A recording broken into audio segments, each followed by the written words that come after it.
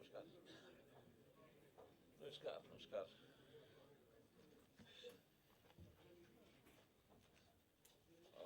क्षमा करना, थोड़ा विलंब हो गया। सुबह सुबह सर्दी के दिन है तो आप लोग तो कहीं से आ ही गए होंगे।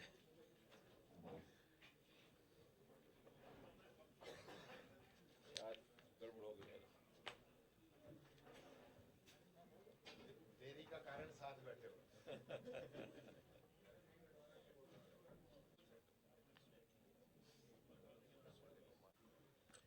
मित्रों, दो तीन विषय हैं। जैसा आपको जानकारी दी थी कि 1 अप्रैल से हमने एक नई स्कीम शुरू की थी। ऐसे गरीब परिवार बीपीएल जिनकी आय सीमा 1,80,000 रुपये वार्षिक होती है, उसका सदस्य यदि उसकी आयु 6 वर्ष से ऊपर है और 60 साल से तक है तो ऐसे उनको परिवार को सांत्वना देने की दृष्टि से कुछ राशि की हमने घोषणा की थी कि उसको कंपनसेशन हम देंगे। विशेष तौर पर जो कमाने वाला व्यक्ति है, खास करके जिसकी आयु 25 साल से ऊपर और 45 साल तक है, उनको सर्वाधिक 5 लाख रुपया हम कंपनसेट करते हैं। बाकी सबका आयु के हिसाब से 1 लाख, 2 लाख, 3 लाख, ऐसा भी वो सारी योजना आपको पता है।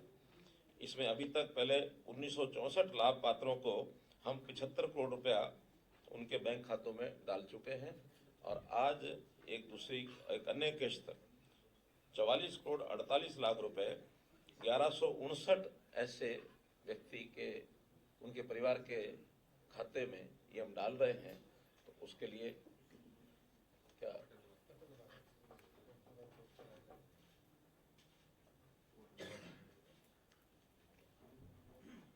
ऑन करो भाई।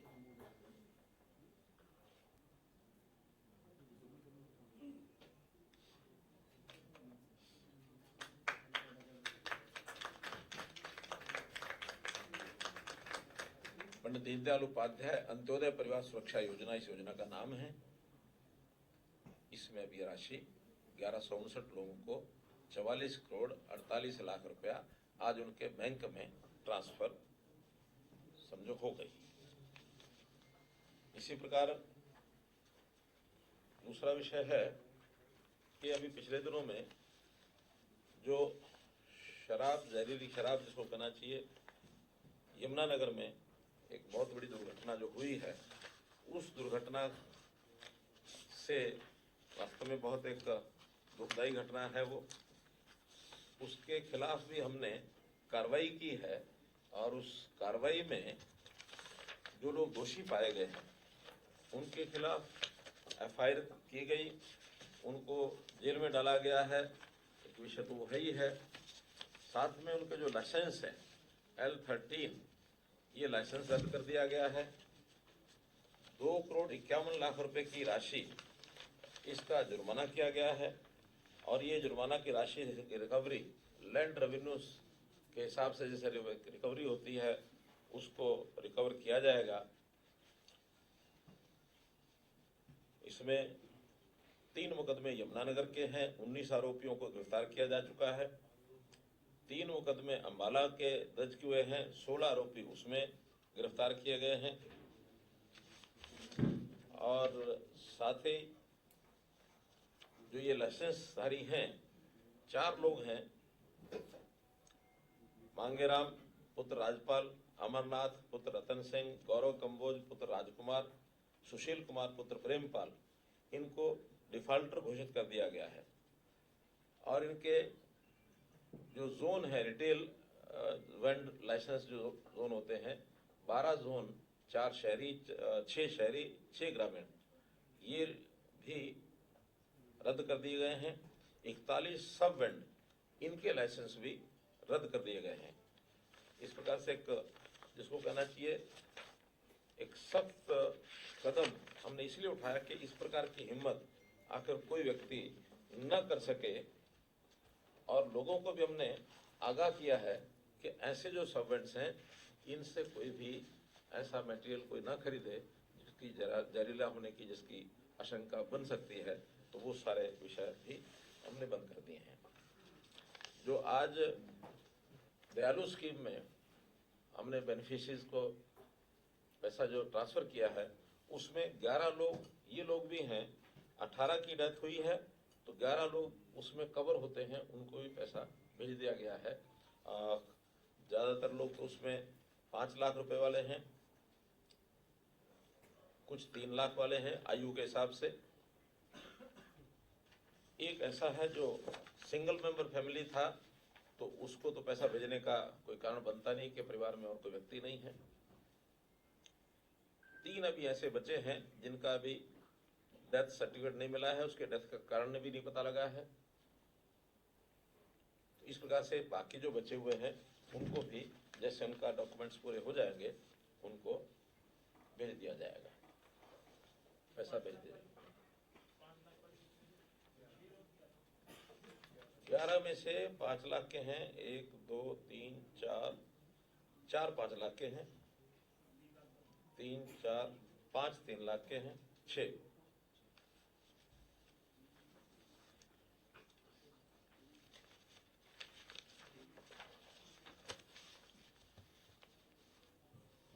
एक विषय सफाई कर्मचारियों का। सफाई कर्मचारी हमने उनके मानदंड तो पीछे बढ़ाए ही हैं। एक स्कीम लागू की गई है, उस स्कीम के हिसाब से जो कर्मचारी अपने शहर को स्वच्छता के उच्च मापदंड की श्रेणी में लाएंगे, स्वच्छता जो सर्वेक्षण होता है राष्ट्रीय स्तर पर एक सूची छपती है, उसमें जो ऊपर यानी कारपोरेशन के जो 25% कारपोरेशन यानी 11 हैं तो 3 कारपोरेशन जो उसमें सर्वश्रेष्ठ आएंगे उनके कर्मचारियों को 12,000 रुपया वार्षिक प्रोत्साहन ये दिया जाएगा।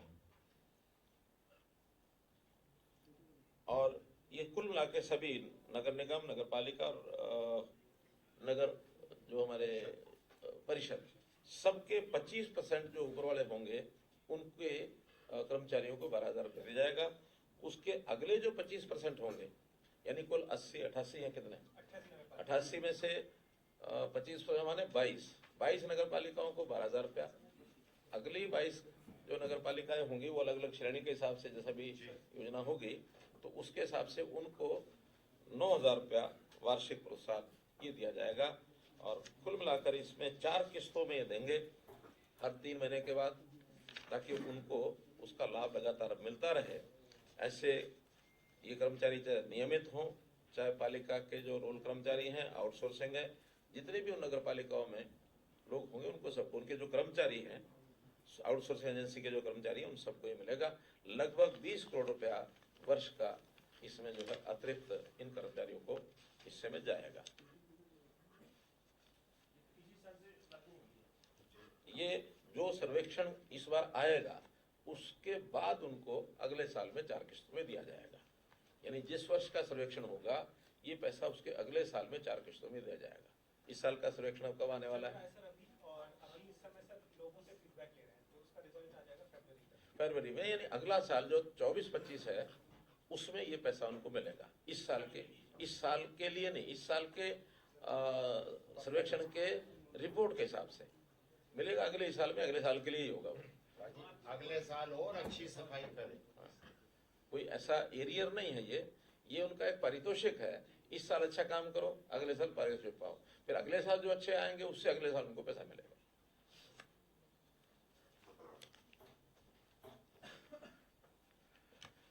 एक विषय कोविड का। कोविड के दिनों में हमको मालूम है कि बहुत से नियम केंद्र सरकार की ओर से भी बनते रहे हैं, प्रदेश सरकार की ओर से भी बनते रहे हैं, उसको सख्ती से लागू करने की बात भी ये हमेशा आई है। तो उस समय जो लोग डिफॉल्टर थे, ऐसे डिफॉल्टर लोगों के खिलाफ कार्रवाई भी होती थी, FIR भी रजिस्टर होती थी। अब चूंकि वो एक विषय ऐसा था उसके बारे में उस समय तो पता नहीं था ये कोविड किस तरफ जाएगा और कब ये समाप्त होगा। अब प्रभु कृपा से सबके प्रयत्नों से कोविड समाप्त हुआ है। तो हमने ये निर्णय लिया है कि उस समय के जो FIRs हैं 8,275 FIRs हैं उस कार्यकाल की, हम इसकी प्रोसेस वापस लेने की ये चालू करेंगे, क्योंकि इसमें कोर्ट की भी थोड़ी दखलंदाजी होगी। कोर्ट से इन सबको वापस कर 8275 तो 8275 ये हैं। और इसमें भी अगर संख्या के हिसाब से जो बड़े जिले हैं, बड़े जो जिले हैं उसमें गुरुग्राम है 1030, झज्जर 814, फरीदाबाद 765, करनाल 545, रोहतक 646, और जो लोग उस समय अरेस्ट हुए थे, बाद में उनके सबकी जमानत हो गई है, वो अरेस्ट हुए थे 14,127 लोग। हाँ, तो एक प्रकार से इतने लोगों से को ये राहत मिल जाएगी, जिसमें अंडर इन्वेस्टिगेशन भी है, ट्रायल भी है, कुछ तो उसमें बल्कि कन्विक्टेड भी हैं, छोटी मोटी सजा हुई होगी उनको, हाँ, या जुर्माने हो गए होंगे, उन्होंने भर दिया होगा, लेकिन कुल मिलाकर जो बाकी बचे हैं उनको सबको कोर्ट में कह करके इसको वापस लिया जाएगा। किसी ने मास्क नहीं लगाया तो उसका चालान हो गया, किसी ने भीड़ में ही खड़े थे उसका, यानी जितने प्रकार के उस समय नियमावली नई नई बनी थी वो कोविड से रिलेटेड, 144 की वायलेशन, हाँ, तो ऐसे बहुत से नियम उस समय में, पता है आज तो नियम याद भी नहीं हमको कि क्या क्या नियम उसे बनाए गए थे। हाँ, तो महामारी का एक अलग से एक इमरजेंसी एक प्रकार से वो थी, तो उस समय लोगों को उसका पालन करना अनिवार्य था, तो उसका पालन जिसने भी नहीं किया, जो भी उसका FIR हो गई, पुलिस के अड्डे चढ़ गया, उसकी FIR हो गई ऐसी। लेकिन वो चूंकि एक टेम्परेरी फेज था, टेम्परेरी तो हम आज कहते हैं, उस समय तो सबको ये लगता था कि मालूम नहीं क्या होगा। एक ऐसा नहीं, जो हो गया कन्विक्शन हो गई, केसेस वापस हो जाएंगे ताकि आगे वो बदला। हाँ, वो कई तो अंडर ट्रायल, हाँ, कुछ को फाइन हो भी गया, कईयों को तो हाथ फाइन मानो 100 रुपया, 200 रुपया, 500 रुपया तो दे दिया, खत्म हुआ। तो जो खत्म हो गए वो उस समय हो गए, लेकिन जो अभी भी चालू हैं उनको सबको वापस लिया जाएगा। एक विषय बहुत महत्वपूर्ण वो ये है कि प्रधानमंत्री जी ने भी पिछले दिनों में हमको ध्यान होगा कि एक यात्रा ये शुरू करने का कहा है देश भर में, जिसका नाम है विकसित भारत संकल्प यात्रा। देश कैसे विकसित हो अपना, क्योंकि अभी विकासशील देशों की श्रेणी में आता है। आने वाले 25 साल में, यानी जिसको अमृत काल कहा है प्रधानमंत्री जी ने, तो उस अमृत काल के अंतर्गत उसकी 2047 उसकी आउटर लिमिट रखी हुई है। 2047 तक ये देश विकसित देशों की श्रेणी में आ जाए, इसके लिए पूरी तैयारियां, एडमिशन की अपनी तैयारी है, जो जगत हमारा वाणिज्य जगत है उनकी अपनी तैयारी है, इंडस्ट्री जगत है उसकी अपनी तैयारी है, आम जनता भी उसके लिए तैयार हो। आम जनता को भी उसमें बहुत बड़ा रोल करना पड़ेगा। बहुत से बिहेवियरल चेंजेस ये जनता से अपेक्षित हैं, ताकि हम अपने देश को आगे कैसे बढ़ाएं, हर व्यक्ति देश के साथ जुड़े, इंडिया फर्स्ट इस नाम से उसके मन में भाव जागे। तो जनता के अंदर बहुत बड़ा अभियान लेने की योजना केंद्र सरकार ने, प्रधानमंत्री जी ने बनाई, हमारे पास भेजी है। उसमें गांव-गांव में रथ यात्रा ये जाएगी, जहां रथ पहुंचेगा वहां विभिन्न प्रकार के कार्यक्रम होंगे, साथ ही एजुकेशनल इंस्टीट्यूशन में भी कार्यक्रम होंगे। जो लोग ऐसे हैं बुद्धिजीवी लोग जिनको कहते हैं इंटेलिजेंसिया, उनके सेमिनार होंगे, ताकि एक वातावरण ऐसा बन सके कि हमको अपने देश को आगे बढ़ाना है, तो जनता उसमें सहभागी बने। आदिवासी क्षेत्र में तो ये यात्राएं 15 नवंबर से शुरू हो चुकी हैं, लेकिन बाकी देश में खास करके जो चुनाव के राज्य हैं या फिर चुनाव के राज्यों के आसपास वाले चुनाव जो राज्य जिन्होंने उसमें भागीदारी अपनी की है, हरियाणा भी उसमें आता है, तो ऐसे राज्यों को अपनी, जैसे चुनाव खत्म हो रहा है, 3 को रिजल्ट आ जाएंगे और आचार संहिता खत्म होने के बाद उनको अपना शुरू करना है। इसकी तैयारी आज से हमने शुरू की है। आज जैसे आप लोगों को बता रहे हैं, ऐसे ही इसको जनता भी करेगी, NGOs भी करेंगे, एजुकेशन इश्यूज भी करेंगे, सरकारें भी करेंगी, हर विभाग इसमें लगेगा। जो जिसकी उपलब्धि है वो सब उपलब्धियां और उसमें जनता को बताई जाएंगी, और जनता के लिए जो हमारी योजनाएं हैं उसमें बचे हुए जो काम हैं उन कामों के नाते भी उनको सुविधाएं वहाँ और दी जाएंगी। इसके अंदर हरियाणा में हमने सोचा है कि 26 जनवरी तक ये कार्यक्रम चलेगा, तो मान लो 5 दिसंबर के आसपास से एक डेट ऐसे हमने रफ आइडिया उसका बनाया है, बाकी 2 दिन में हम उसकी पूरी प्रारूप बना लेंगे। लेकिन लगभग ये 25 दिन, इस महीने के 25 दिन जनवरी महीने के, तो ये 50 दिन का एक बड़ा कार्यक्रम। हम हरियाणा में ऐसा विचार करते हैं कि 5,000 से लेकर के 7,000 तक ऐसे कार्यक्रम होंगे। 6,200 पंचायतें हैं, 3,000 के लगभग वार्ड हैं। वार्डों में क्लस्टर वार्ड के अंदर ये कार्यक्रम होंगे, 2-3 वार्ड का मिला करके। तो कुल मैक्सिमम तो 7,000 हो सकते हैं, लेकिन न्यूनतम 5,000 जरूर करेंगे 50 दिन में, कि 100 कार्यक्रम की एवरेज हर दिन आ जाए। इसमें पूरा हमारा जो स्ट्रक्चर है, इंफ्रास्ट्रक्चर, जितने हमारे लोग हैं, हमारे सरकार के साथ जुड़े हुए कर्मचारी, अधिकारी, नेता, जनता और जो बुद्धिजीवी लोग, अधिकांश लोगों को इसका जोड़ने की हमारी योजना है। LED की वैन जो है वो आएंगी, चलेंगी। अभी हमारे यहाँ आनी शुरू हो गई है, कल शायद 2 वैन आई हैं, फेजेज में आएंगी। ऐसा मान के चलते हैं कि 60 से 75 वैन हमारे यहाँ आएंगी। लेकिन ऑन एवरेज अगर 50 वैन भी रोजाना चलती हैं और 2 कार्यक्रम भी एक वैन ऑन एवरेज करती है, तो रोज कितने हो गए? 100। तो 50 दिन में ये न्यूनतम। इससे ऊपर हमारी कितना संसाधन हमारे पास, यानी इंफ्रास्ट्रक्चर होगा, वैन्स कितनी होंगी, कितने कार्यक्रम बनेंगे, वो सारा जानकारियां आपको बाद में अलग से बताई जाएंगी। ये हर एक डिस्ट्रिक्ट में होगी, हर एक डिस्ट्रिक्ट में अलग अलग, क्योंकि वैन काफी होंगी, तो हर डिस्ट्रिक्ट का रूट चार्ट बनेगा। और उस डिस्ट्रिक्ट में जहाँ ज्यादा गांव हैं वहाँ 2 की बजाय 3 वाहन चले जाएंगे, 4 चले जाएंगे। कम है वहाँ 1 वाहन से भी करेंगे। हमारा पंचकुला जिला, दादरी जिला छोटे जिले हैं, 1 वाहन से भी वो हो सकेगा। लेकिन वो उस जिले में ही सारी DCs, ADCs, हाँ, ये सब प्लानिंग में शामिल रहेंगे। नोडल अधिकारी हमारे DCs और ADCs होंगे। कुल देश भर में 2,07,000 ग्राम पंचायतें और 3,800 शहरी इकाइयां हैं। सब जगह ये कार्यक्रम होंगे। हरियाणा में जैसे उसका 6,222 और 88 नगर निकाय, ये हमारे सब स्थान हैं।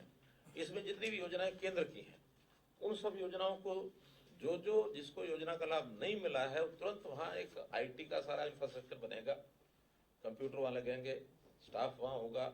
हर योजना का लाभ जिसको नहीं मिला उसको देने की व्यवस्था बनाई जाएगी। प्रदेश की योजनाएं, चाहे उसमें निरोगी हरियाणा है, चाहे आयुष्मान हरियाणा है, चाहे हमारे जो बुढ़ापा पेंशन है, अथवा अन्य राशन कार्ड है, कृषि की योजनाएं हैं, बागवानी की योजनाएं हैं, जो कोई ऑनलाइन सेवाएं जिस भी विभाग की हैं, सबकी सेवा रहेगी, ताकि व्यक्ति को ऑन द स्पॉट ज्यादा योजनाओं का लाभ हो सके। इसका एक कार्यक्रम भी बनेगा। यानी अगर एक बिल्कुल अंडरलाइन करके एक वाक्य जो प्रधानमंत्री जी ने बोला है, reaching the unreached and learning from the citizens, यानी जिसको पहुंच नहीं पाए हम उस तक पहुंचना, और जो जिसको लाभ पहुंच गया है उसके अनुभव क्या है, उसके एक्सपीरियंस क्या है, उसकी भावनाएं क्या हैं, उससे हमको कोई ना कोई लर्निंग क्या मिल सकती है, ताकि हम उसकी इच्छा अनुसार अंत्योदय की भावना को लेकर के और सारे देश में 130 करोड़ लोगों तक पहुंच सकें। ये उसके पीछे का एक महत्व है। एक वहाँ प्लेज भी कराई जाएगी जनता को। उस प्लेज में भी देश को 2047 तक आत्मनिर्भर बनाना और विकसित राष्ट्र की लेवल तक लेकर जाना, इसके हिसाब से उसके प्लेज भी होगी, ताकि नागरिक जो हैं इस भूमिका में अपना कर्तव्य कैसे वो निभा सकें, इसलिए उनको प्रेरित करना, ये सब उसमें काम रहेगा। इसमें पार्टी के नाते अलग से वो लोग तैयारी हमारे कर रहे हैं, और उसकी भी जानकारी आपको कल 24 तारीख को एक मीटिंग पार्टी की जो है वो रखी गई है, वहाँ भी आपको जो जानकारियाँ होंगी वो दी जाएंगी।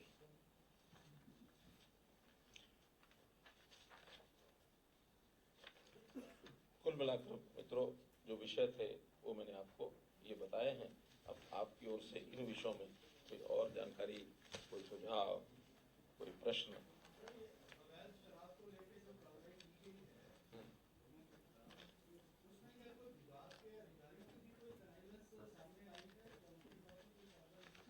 देखिए, उसके लिए इन्वेस्टिगेशन चल रही है। अभी तक ऐसा कोई विषय नहीं आया है। अभी तो इतना ही है कि कुछ लोग इसमें जो प्रोफेशनल टाइप भी ध्यान में आए हैं, जो इस प्रकार के धंधे को पहले भी कहीं करते रहे हैं, उसके अलग से फार्मूले भी बनाते रहे हैं, कहीं ना कहीं पहले भी जेलों में वो गए हैं, वो सारी जो बैकग्राउंड उनके ध्यान में आई है, तो उनका एक मोटिव जो होता है उसमें से नकली शराब बेचना, ज़्यादा पैसा कमाना, उस प्रकार का विषय ज़्यादा ध्यान में आया है।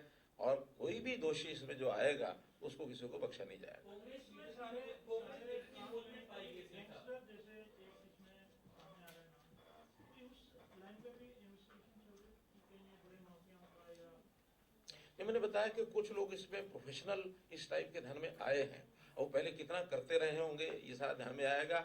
और अगर जो व्यक्ति पकड़े गए हैं उनको सजा हुई है। अब व्यक्ति इस नाते से मान लो कहीं कोई जुड़ा हुआ है किसी पार्टी से और किसी उससे, मैं कम से कम उस स्वभाव का नहीं हूँ कि उसके कारण से किसी पार्टी को कटघरे में खड़ा किया जाए। एक व्यक्ति जो पकड़ा गया जिसने इस धंधे में लगा हुआ था, उसके संबंध कांग्रेस पार्टी से हैं, लेकिन मैं ये कहूँ कि कांग्रेस पार्टी इन्वॉल्व है, ये इस प्रकार की ओछी राजनीति हम कभी करते नहीं है। अच्छा है कि उन्होंने कांग्रेस पार्टी ने उसको पार्टी से निकाल दिया है। ऐसा जो भी कोई व्यक्ति हो उसको पार्टियां बर्दाश्त न करें ताकि इसके ऊपर चेक लगे। ये एक दोष है जो समाज के दुश्मनी के रूप में लोग करते हैं, यानी नकली शराब के माध्यम से और इस प्रकार का घिनौना कांड करवाना।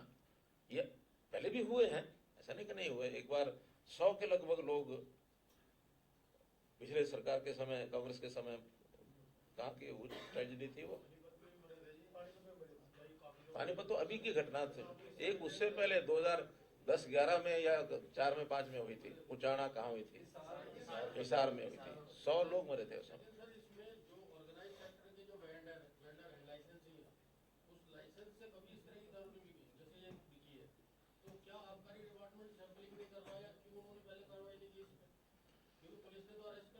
नहीं, पुलिस ने भी अरेस्ट किया तो उसकी छानबीन सारी होगी।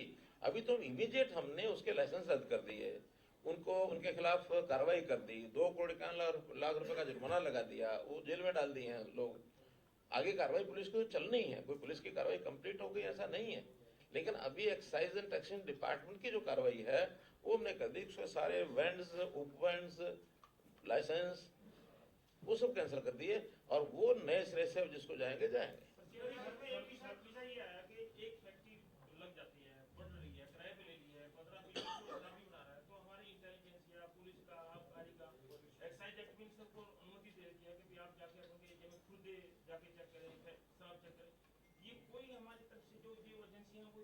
देखिए एजेंसियां करती हैं, लेकिन एजेंसी का काम ये नहीं कि उसकी फैक्ट्री में रोजाना वो बैठे रहेंगे या उसके वैंड पर रोजाना बैठे रहेंगे।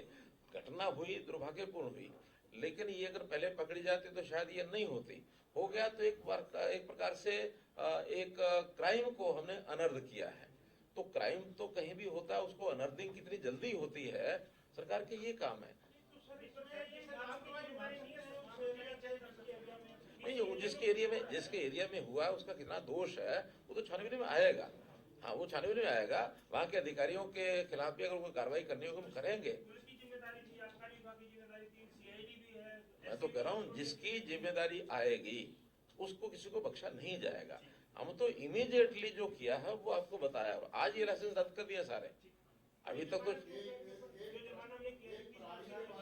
जुर्माना तो इस बात का किया कि उन्होंने गलत ढंग से चीजों का स्टॉक लेकर के, क्योंकि स्टॉक भी ज्यादा पाए गए वहाँ, जो ज्यादा स्टॉक पाए जाते हैं उसमें भी जुर्माना होता है। तो वो जुर्माना तो कैलकुलेशन का डिपार्टमेंट का फार्मूला होता है, इसलिए 2 करोड़ 51 लाख रुपए जुर्माना उनके स्टॉक्स को कहीं कम है कहीं ज्यादा है या कहीं और से लेके आए हैं। जो शराब फालतू पाएगी वो हमारी डिस्ट्रिक्ट से निकली फालतू शराब है। मैं कह रहा हूँ ये सारे डिपार्टमेंट के सिस्टम होते हैं। डिपार्टमेंट ने अपने सिस्टम से 2 करोड़ 51 लाख रुपए का जुर्माना किया। सर इसी के साथ एक और गंभीर मामला सर,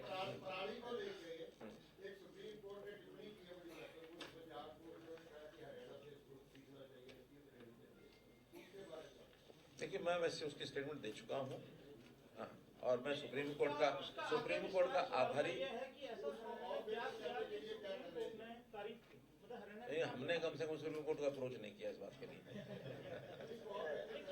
सुप्रीम कोर्ट की फाइंडिंग्स हैं, हमने जो काम किए हैं वो जैसे पहले भी कई बार बताया कि हमने किसानों को जितने उनको साधन चाहिए वो उपलब्ध कराए, बेलिंग उपलब्ध कराई, उनकी बेल्स बना करके उनको बिक्री हो, मार्केट उसके लिए उपलब्ध कराई। मार्केट में कुछ जो बायर्स हैं पराली के वो आज आ गए हैं, कमर्शलाइजेशन हो गया है, वो कहीं एथेनॉल बना रहे हैं, एनर्जी बना रहे हैं, उसके लाइसेंस दिए हैं। अब एकदम ये तो पता नहीं, लेकिन कई लाइसेंस लोग दे चुके हैं और भी आगे बढ़ रहे हैं। उसके लिए हमने ये जो थर्मल पावर प्लांट में क्या पैलेट बायोमास पैलेट्स बनाने के लिए मैंने उनको कहा था कि वो हम खरीदेंगे। 7 साल तक उनके साथ हम कांटेक्ट कर रहे हैं कि आप पैलेट बनाइए, हम खरीदेंगे और अपने जो थर्मल प्लांट्स हैं उसमें बेचेंगे।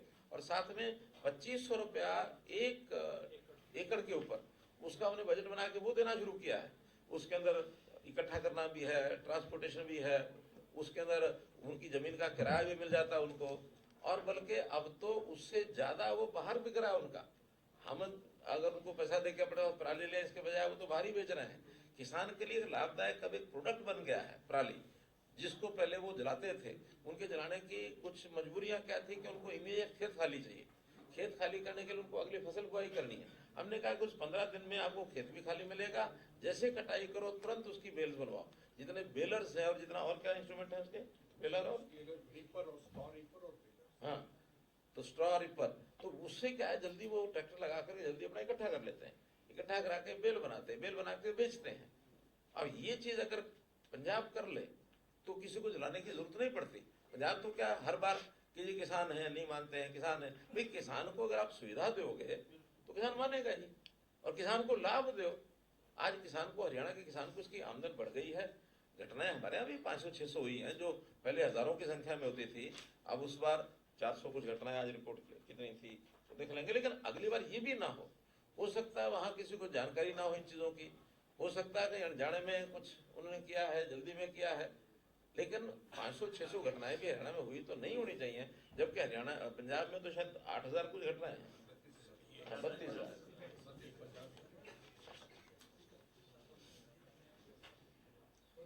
2023 में पंजाब में 36,000 घटनाएं हैं, हरियाणा में कुल मिला के सब जिलों की 2300 2023 की, और वो भी सबसे ज्यादा फतेहाबाद जिला है जो पंजाब के साथ लगता है। फतेहाबाद पहले भी हर साल सबसे ज्यादा रहा है। अब या तो पंजाब के लोग आके खेती करते होंगे वहां।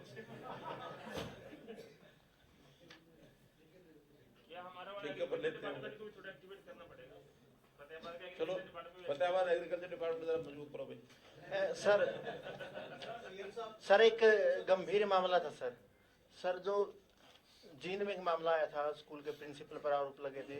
उस मामले में सर 140 से ज्यादा स्कूली छात्राएं सामने आई है। सभी ने जो प्रिंसिपल थे उनके ऊपर यौन उत्पीड़न के आरोप लगाए हैं। सर प्रिंसिपल किस तरीके के ऊपर किस तरीके की अब तक कार्रवाई की गई है? सर बड़ा मामला बन गया सर अभी। देखिए, पुलिस की कार्रवाई हुई, उसको गिरफ्तार किया जा चुका है, जींद जेल में बंद है व्यक्ति, और हमने अब 16 तारीख को वहाँ नई महिला प्रिंसिपल भेजी है। वहाँ के कुछ स्टाफ को बदलने की भी हमारी एक टीम जो है डिपार्टमेंट की यहाँ से एजुकेशन की गई थी, जिसमें महिला और पुरुष सब गए थे। सारी जानकारियाँ उन बच्चियों से भी जानकारी ली गई है, उनके पेरेंट्स से भी ली गई है। अब क्योंकि ये घटनाक्रम ऐसा हुआ कि बच्चियों को मतलब पहले बर्दाश्त करती रही, उन्होंने बताया नहीं, लेकिन जैसे ही विषय हमको पता लगा तुरंत हमने कार्रवाई की है, और हम ऐसी किसी घटना को बर्दाश्त नहीं करेंगे। बल्कि अभी मैंने संयोग से मिलना हो गया था हमारी जो वुमेन कमीशन रेणु भाटिया, तो रेणु भाटिया से मैंने कहा है कि इस प्रकार की जानकारियां जहाँ मिलें पुलिस के साथ मिल करके और एक कोई ना कोई सेमिनार इस टाइप का करना चाहिए, ताकि हमारे हर प्रकार की जानकारियां मिलें, और जहाँ कहीं ऐसी घटनाएं होती हैं उसकी रिपोर्टिंग होनी चाहिए। और रिपोर्टिंग में जो भी कोई दोषी है, मान लो रिपोर्ट कोई नहीं लिखता, पुलिस नहीं लिखती और कोई लिखता, उनके खिलाफ भी कार्रवाई करेंगे, क्योंकि ये बड़ा घिनौना काम है। एक तरफ तो हम बेटियों को बेटी बचाना बेटी पढ़ाना यहाँ तक हम बात करेंगे, और अगर इस प्रकार की घटनाएं होती है तो शर्मनाक है। और हम बहुत इस मामले में बहुत स्ट्रिक्टली सारे एक्शन करेंगे जैसे भी किया है। और इसके अंदर कहीं की भी कोई घटना ऐसी आती है तो हमने तो अपने यहाँ कानून पास किया है कि 12 साल की बच्ची के साथ अगर ऐसी कोई घिनौनी हरकत होती है तो उसको फांसी की सजा। And our is the first state in the country जिन्होंने इस प्रकार का कैपिटल पनिशमेंट का ये किया है। हरियाणा गवर्नमेंट में सर तकरीबन 11,200 फाइल पेंडिंग पड़ी है जो आपके डिफरेंट डिपार्टमेंट्स में, उसमें 7300 फाइल 300 दिन से ज़्यादा पेंडिंग है, ऑलमोस्ट 1 ईयर से पेंडिंग पड़ी है। और आपको उसमें ये सर पता नहीं है, आपको ये पता नहीं है कि रोजाना कितनी फाइलें क्रिएट होती है और कितनी चलती हैं और कितनी बनती है। सर मैं अब क्वेश्चन अगर वो बता देंगे थोड़ा तब आपको ध्यान में आएगा क्वेश्चन पूरा 11,000 कर लूँ, आप सर जवाब दे दें। हाँ। हाँ, उसमें सर 2000 फाइल आपकी डिपार्टमेंट की हैं, 2000 आपके परम मित्र विद साहब की डिपार्टमेंट की हैं, जो मतलब डाटा हमारे पास है सर। सो आपने सर एक सेक्रेटरीज को चिट्ठी भी आपने लिखी है, आप मॉनिटर कर रहे हैं, पर्सनली उसको मॉनिटर कर रहे हैं। मैं ये जानना चाहता था सर, उसकी जो डेडलाइन आपने 15 दिन की दी है वो ख़त्म होने वाली है सर, हफ्ता जितना भी टाइम है। तो ऐसा है कि उसमें सर क्या रोड मैप क्या है सर, उसमें कोई अकाउंटेबिलिटी फिक्स होगी? मैं क्या और कह रहा ये हूं? मैं कितनी क्या कह रहा फाइल हूं? फ्री हो चुकी हैं, मेरा यही सर। आपका प्रश्न तब पूरा होगा जब आप ये बता सकें कि सरकार में एक दिन में या एक महीने में या एक साल में कुल कितनी फाइलें क्रिएट होती हैं और कितनी फाइलों की मूवमेंट होती है। उसमें से पता लगेगा भी 11,000 कितनी है। मैं बता रहा हूँ लाखों फाइलें होती हैं, लाखों फाइलें। I have a direct question, please. Why health minister is not clearing files? Have you taken up this matter with health minister? And what is the action? Don't you think that a minister has literally unfurled this tantamount to a kind of a revolt within the administration also, but he is not clearing files? So do you think this is affecting your governance also? Have you taken मैं बता रहा हूँ, विषय मेरे ध्यान में है और अभी मैंने अरे सुन तो लो, अभी मैंने उनके साथ बुला करके बातचीत की है कुछ कई बार एडमिनिस्ट्रेशन के कुछ इश्यू होते हैं और उसमें कोई विषय अगर आता है तो उसको सॉल्व करना ही काम होता है। अब उस सॉल्व करने के लिए ये विषय इंटरनल एक विषय है और उस इंटरनल गवर्नमेंट के इशू को बताना, उसको बहुत ज़्यादा उसके ऊपर उसको करना, इलेबोरेट करना, it is not in the interest of the system. हम उसको ठीक करने के लिए आपस में एक बात हो गई है, बहुत जल्दी इसको ठीक करके और सारी बात तो रिजॉल्व हो जाएगा, जल्दी हो जाएगा। शराब मामले में भी कहा कि कांग्रेस ने अच्छा किया, नेता को निकाल दिया। एक कांग्रेस के एक नेता है, देश के मुखिया, देश के प्रधानमंत्री के खिलाफ इस तरह के शब्दों का इस्तेमाल किया गया, क्या सलाह देंगे? देखिए, एक सीमा, डिसेंसी की एक सीमा पार करने के बाद किसी को भी दोषी अगर होगा तो उसको बख्शा नहीं जाएगा।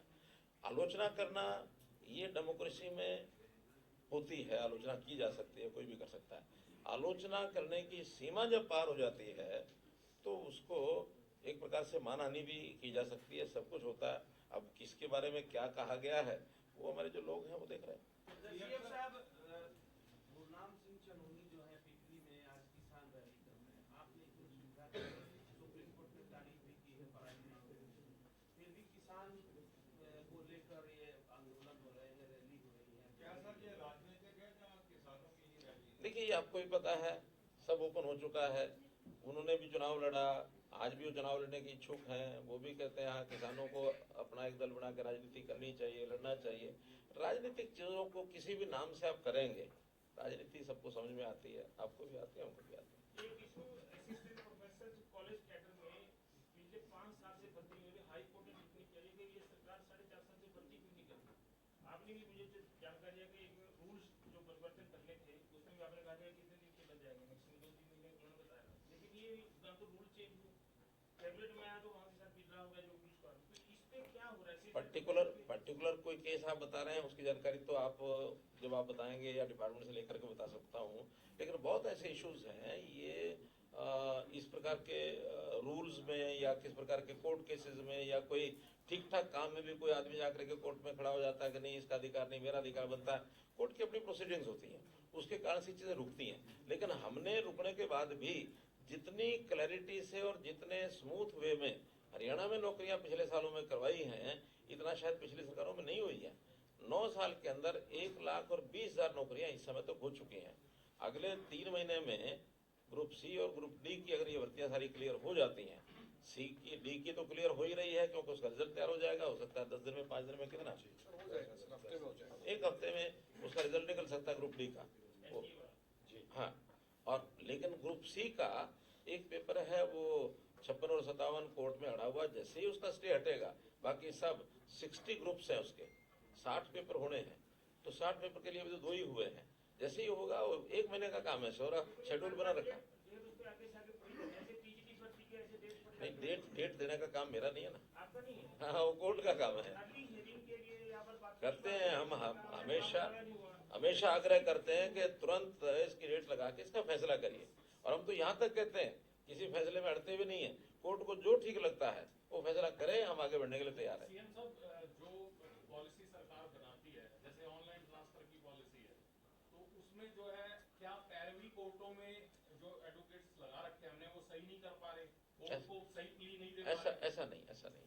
देखिए, जब भी कोई नई चीज होती है तो नई चीज को हमने तो एक एक बारीकी समझ करके, एक एक शब्द, एक एक वाक्य, क्या उसका अर्थ है और क्या उसकी सुविधा है, सब करके बनाते हैं। लेकिन हमारे बनाने के बाद ही बाकी लोग उसको पढ़ते हैं, और जब बाकी लोग पढ़ते हैं उनको लगता है इसमें तो मेरा लाभ नहीं है, वो कहता है इसमें मेरा लाभ नहीं है, वो सारे अपने अपने लाभ की ओर बढ़ करके, और जब कोर्ट में जाते हैं कोर्ट को डिसाइड करना पड़ता है कि इसकी बात ठीक है कि इसकी बात ठीक है। हमें तो इस बात का संतोष है कि पूरे कोर्ट तसल्ली करने के बाद, उसमें लगे महीना, उसमें लगे 2, उसमें लगे 3, अल्टीमेटली सरकार के इशू को हमेशा ठीक माना है। आप जैसे सुप्रीम कोर्ट की बात कर रहे थे, सुप्रीम कोर्ट में हमने तो सुप्रीम कोर्ट में नहीं गए, उन्होंने ही अपने आप सारे केस को उजागर करने के बाद कहा कि नहीं, हरियाणा की सारी पॉलिसी ठीक है। हम पढ़ी लिखी पंचायतों में हमने अपने प्रावधान कर दिए, कोर्ट से तो पूछ के नहीं किया, हमें ठीक लगा हमने कर दिया, ठीक किया, हाई कोर्ट ने बंधन डाल दिया, हम सुप्रीम कोर्ट गए, 45 दिन तक सुप्रीम कोर्ट ने उसकी सुनवाई करने के बाद अल्टीमेट क्या कहा कि not only in Haryana but other states also should follow it. तो कोर्ट के हम हाथ बांध नहीं सकते हैं, कोर्ट की अपनी इंडिपेंडेंट प्रोसेस है, करनी चाहिए। उनको लगता है कोई गलत है, हमको बताएं, हम ठीक करेंगे। उनको लगता है ठीक है, विश्लेषण करने में उनको जितना टाइम लगना लगेगा ही, वो उसमें हम टिप्पणी भी नहीं कर सकते, करनी भी नहीं चाहिए। हमारी कोई चीज आज तक गलत पकड़ी गई हो, कांग्रेस की कितनी भर्तियां रद्द हुई है, इन्हीं सालों में हुई है। हमारी रद्द अगर हुई है तो हमने रद्द की है, कोर्ट ने नहीं की है। अभी हमने एक वेटरनरी सर्जन का, जब हमको लगा कि हाँ इसमें कोई ना कोई गड़बड़ हुई है, गड़बड़ करना कोई हम कहते ऐसा नहीं है, गड़बड़ करने में तो नीचे लोग बैठे ही हैं, हम छानबीन करते हैं। उस छानबीन में ये पता लगा, जो हमारे पास रिपोर्ट्स आई, शिकायतें आई, उसकी जांच पुलिस ने की। पुलिस ने जांच करने के बाद पाया कि हाँ कुछ लोग ऐसे हैं जो किसी एक पर्टिकुलर जगह पर इकट्ठे हुए, उनके फोन्स के लोकेशन फोन की पता लग जाती है, एक पर्टिकुलर टाइम पर सबके फोन बंद हो गए, एक पर्टिकुलर जगह पे बंद हुए, एक पर्टिकुलर टाइम के बाद सब खुल गए। तो ये 20 लोग 25 लोग जो थे, और वो फोन नंबर उन्हीं के थे जो एग्जामिनीज थे, परीक्षार्थी थे। तो आखिर इकट्ठे होकर के उसके 24 घंटे पहले 10 घंटे 12 घंटे 14 घंटे इकट्ठे होते हैं, तो क्या करते हैं वो? इसलिए जब ये लगा कि हाँ there must be foul play, हमें अधिकार भी है, हमारा कमीशन, उन्होंने निर्णय लिया कि नहीं इसमें कोई ना कोई गड़बड़ हो सकती है, संभावना थी कि इसमें गड़बड़ वो निश्चित, बजाय हम कल को उसको कोर्टों में चक्कर काटे, धक्के खाएं, दोबारा पेपर ले लेंगे। हमें तो यह है कि मेरिट के ऊपर लोग आने चाहिए। कहीं भी अगर मेरिट को तोड़ने के लिए किसी ने कोई गड़बड़ की है तो उसमें दोषी कौन है वो पता तो लग ही जाता है कि कौन होने वाला है, लेकिन कम से कम फेयरनेस ये हम अपने आप दिखाते हैं। सर पेडी मुख्यमंत्री ने चौटाला राजस्थान के बीजेपी को वोट देकर का पूरा वोट खराब होता है, सर आपके सहयोगी है, पॉलिटिकल बात है, राजस्थान की है। आप भी गए थे सर राजस्थान? तो वहाँ हमने कहा किसानों को एमएसपी दिलाएंगे, सरकार आएगी तो बीजेपी की वहाँ ना जी, हाँ। हुड्डा साहब कह रहे हैं कि अपने हाथ पहले दिलवा के फिर वहाँ दे रहे हैं ना, एमएसपी पर 14 फसलें हम खरीद रहे हैं, और जो नहीं खरीद पा रहे हैं उसकी भावांतर भरपाई दे रहे हैं। कांग्रेस के राज्यों में तो सिवाय धान और गेहूं के तीसरी फसल लेते नहीं है, और हम इसके अलावा जो खरीद रहे हैं तो खरीद रहे हैं, और जो हमने मिलों को लेके देनी होती है जिसका रेट तय करते हैं, गन्ने का रेट आज भी हमारा हाईएस्ट इन द कंट्री है। एक बार बीच में ठीक है पंजाब ने थोड़ा हमें 2-4 रुपए ऊपर करके और ये कह दिया कि हाईएस्ट वो हो गए, हमने कहा नहीं अब हाईएस्ट हम होकर दिखाएंगे, और लगातार 2 साल रहेंगे। हमने तो 1 साल की बजाय 2 साल का कह दिया उनको।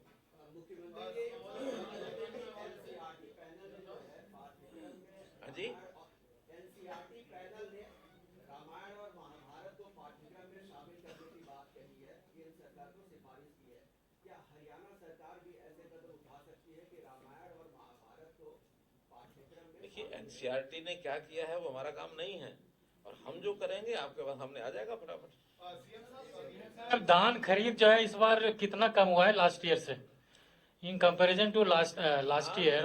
व्हाट इज द सुनिए धान खरीद कम हुआ ये विषय नहीं है, हमने धान की उपज ही कम करने के लिए किसानों को प्रोत्साहित किया कि धान मत बोओ, 7,000 रुपए एकड़ हमसे पाओ।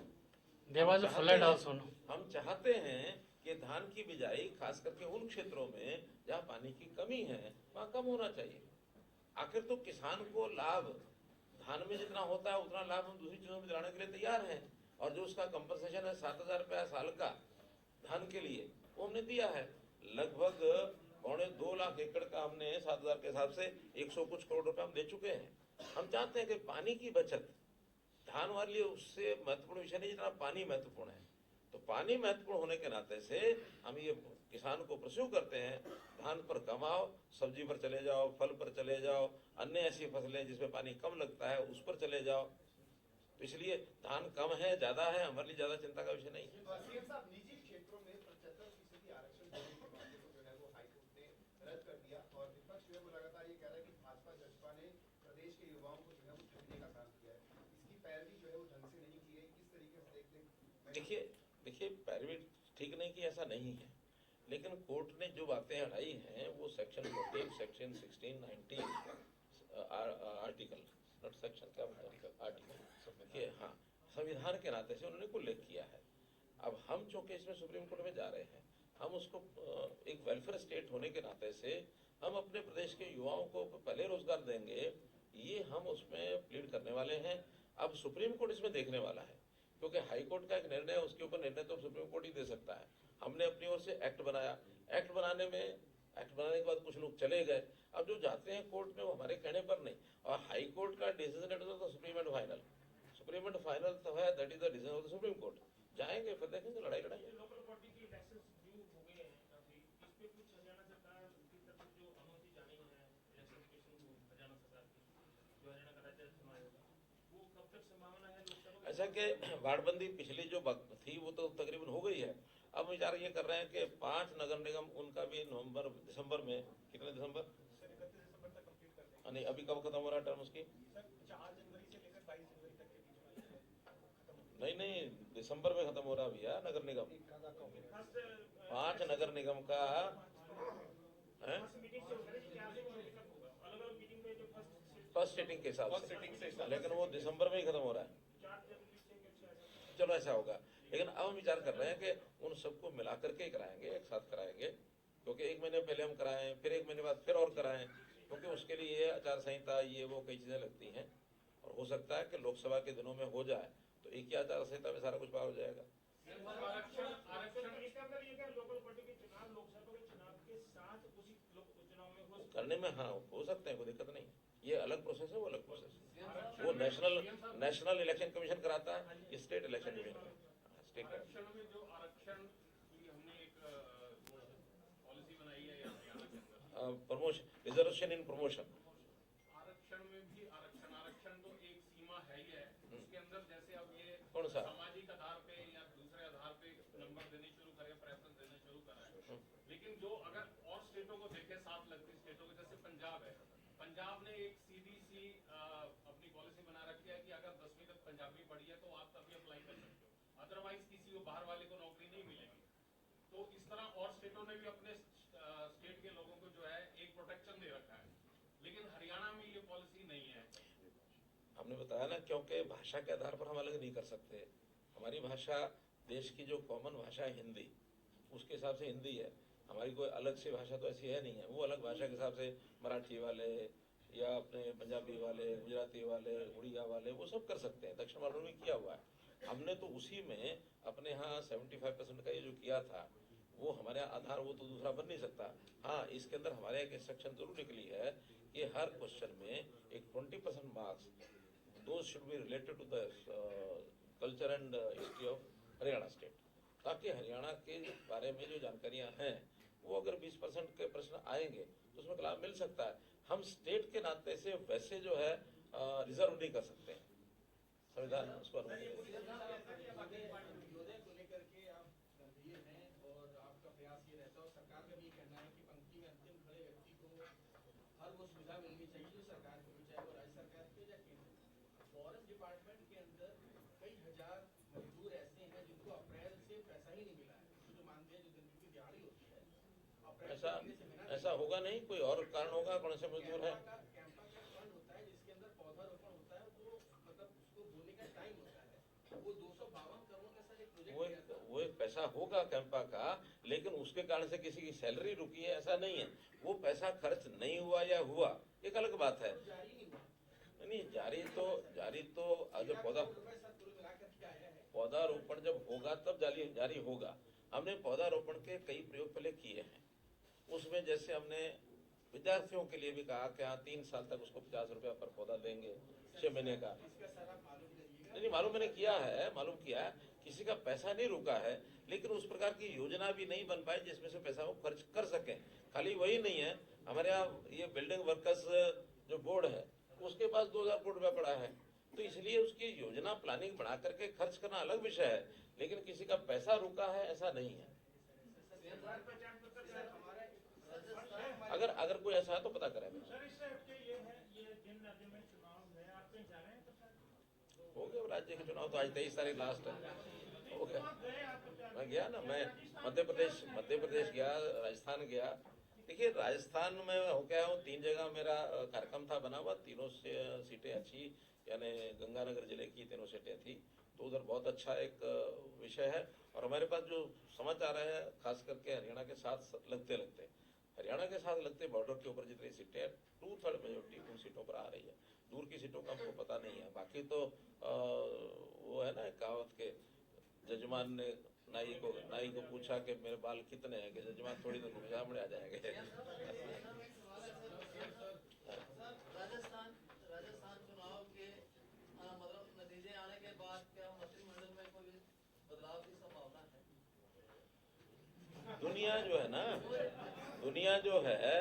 दुनिया जो है आशाओं और संभावनाओं पर ही टिकी हुई है। ठीक है, ये आशाएं संभावनाएं हमेशा जोड़ के रखनी चाहिए। इनसे कभी जीवन में निराशा नहीं आनी चाहिए और कभी संभावनाओं से हट करके जिंदगी चलती नहीं है। बहुत बहुत धन्यवाद।